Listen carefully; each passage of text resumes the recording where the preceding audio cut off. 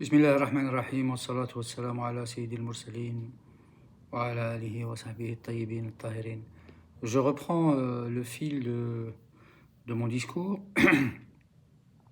Enfin, l'anthropologue britannique Edmund Leach a reproché à Claude Lévi-Strauss de ne pas être un homme de terrain.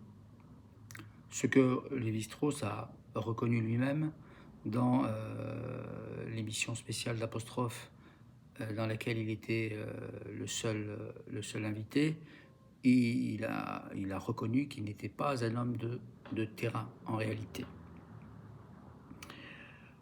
Mais ce dont l'accuse, ou ce que lui reproche plus exactement Edmund Leach, c'est le refus, et c'est ce qui est beaucoup plus préoccupant, c'est le refus de prendre en considération des données recueillies quand elles vont à l'encontre de l'interprétation, de ces interprétations anthropologiques, des interprétations anthropologiques de Lévi-Strauss naturellement. Dans ce cas, selon Leach, Lévi-Strauss ne tient pas compte de ces considérations qui sont contraires à son approche générale des données anthropologiques ou des réalités anthropologiques,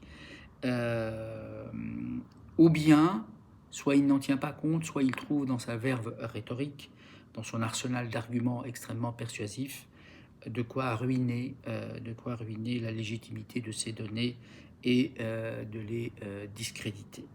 Ce faisant, Lévi-Strauss serait, je dis bien serait, ou reprendrait à son compte les tares de la spéculation qu'il dénonçait lui-même dans son livre Triste Tropique, puisqu'il évoquait les exercices théoriques français qu'il assimilait à, je le cite, une sudation en vase clos, à quoi réduit la pratique de la spéculation ou de la réflexion philosophique. Dans un essai assez percutant, intitulé Le bêtisier des sociologues, Nathalie Heinisch a mis l'accent sur cette indifférence aux réalités des sociologues français de sa génération. Ce qui est un comble, puisque la vocation de la sociologie est, apparemment, de décrire les phénomènes sociaux, d'en produire une analyse rigoureuse et non pas de leur tourner le dos. En outre, nombre de sociologues français sont aujourd'hui d'une part attirés par la spéculation. Il y a presque toujours dans ces sociologies françaises un fort élément spéculatif, à des doses d'ailleurs insupportables pour les anglo-saxons. Dans le meilleur des cas, chez les anthropologues ou les sociologues français, on tente de faire correspondre les faits au schéma théorique nécessairement préexistant, alors que chez les anthropologues anglais, on part des faits et on y soumet les concepts. Mieux, les concepts sont extraits, sont tirés des faits eux-mêmes, sont inférés des faits eux-mêmes. On ne tourmente pas, comme chez Lévi-Strauss, les réalités pour les forcer à entrer dans une parure ou dans une armature conceptuelle déjà préexistante. En réalité, Lévi-Strauss fait de l'ethnologie en philosophe. Il est resté cet agrégé de philosophie qu'il était. René Girard, lui, fait de l'anthropologie pour valider en quelque sorte les évangiles, et Lacan est plus un théoricien de la psychanalyse qu'un psychanalyste au sens traditionnel du terme. Son combat contre la psychologie américaine du moi, et on est bien à l'illustration. Au reste, une théorie comme le behaviorisme aurait été inimaginable en France, où on a longtemps préféré l'introspection, l'analyse des données intérieures de la conscience aux recherches expérimentales. Mais une théorie qui déclare d'emblée qu'une psychologie ne saurait se constituer en science qu'en se limitant aux données empiriquement observables ne pouvait rencontrer que le dédain de l'esprit français lorsqu'il porte un jugement sur la société française dans sa dimension économique, les Américains n'en finissent pas d'épingler l'archaïsme des Français et les résistances qu'ils semblent opposer aux réformes.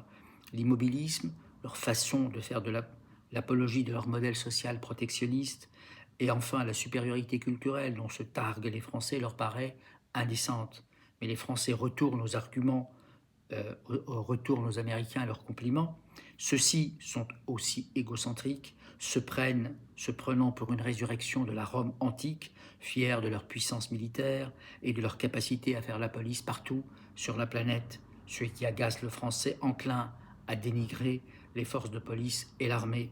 Le pire, c'est le puritanisme hypocrite des Américains qui n'est qu'une façade, car les Américains seraient encore plus libidineux dans leur intimité que les Français. Aux yeux des Français, la prospérité américaine se paie du décès des valeurs d'égalité et de justice. Comme le Gaulois, son ancêtre, le Français est assez querelleur, excitable, il se meut dans les émotions et les passions comme dans son élément naturel, ce que l'Américain interprète comme un tempérament naturellement porté au libertinage n'est en réalité que l'effet d'un tempérament national qui a horreur des sensations et des sentiments désagréables et qui fait de la recherche du plaisir presque une raison d'être. Il y a dans le tempérament français une pente presque invincible à l'enthousiasme, portes ouvertes à tous les fanatismes comme à toutes les grandes réalisations.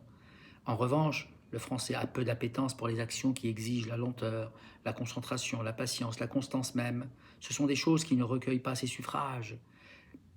Alors que les grandes idées, les projets titanesques, les pharaoniques excitent au plus haut point la mégalomanie française et la séduisent.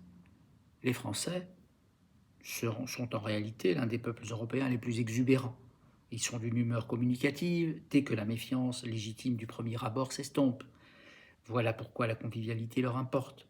Le Français ne saurait envisager de dîner seul. Le dîner, le travail, toutes les activités de la vie sont matière à convivialité et sont appréciées comme telles. Le sens du partage est quelque chose où le Français se sent dans son élément et ce sentiment du partage va si loin et si profondément ancré qu'il déborde largement les activités ordinaires de la vie pour s'étendre à des domaines où se joue le sort de la nation. Les Français ont de ce point de vue le sens de l'universel. Quand ils pensent qu'une chose est bonne, la révolution de 1789 par exemple, ils n'ont cessé d'en imposer le modèle et n'épargnent aucun effort pour le voir reproduit dans le monde. Quand ils sont convaincus que leur modèle civilisationnel est le meilleur, les Français s'empressent de l'imposer à des pays conquis, se figurant faire œuvre civilisationnelle, comme ce fut le cas en Algérie et plus largement en Afrique. Relisons les textes de Jules Ferry, entre autres, pour être édifiés.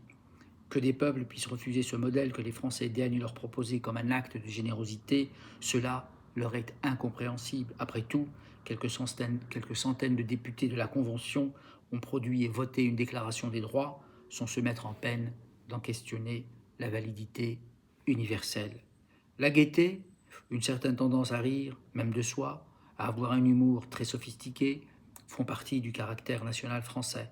Et cette tendance au rire qui fait prendre inévitablement des distances par rapport à la situation présente explique pourquoi les Français qui ne doutent pas du caractère non seulement éternel de la France, mais de son caractère indispensable à l'Europe et même au monde, ne se préoccupent pas tellement de l'avenir.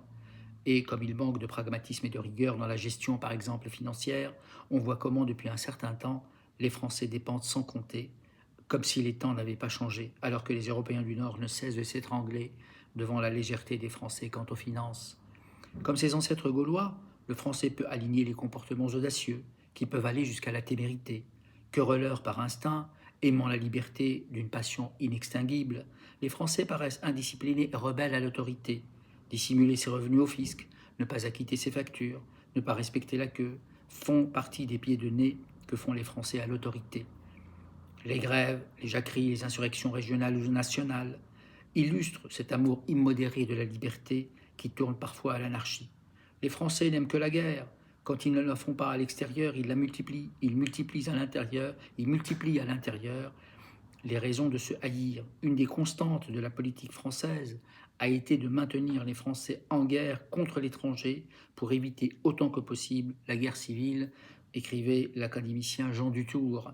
Cette réflexion éclaire d'un jour singulier le penchant naturel des Français aux conquêtes coloniales, plutôt que de nous entretuer haro sur les autres.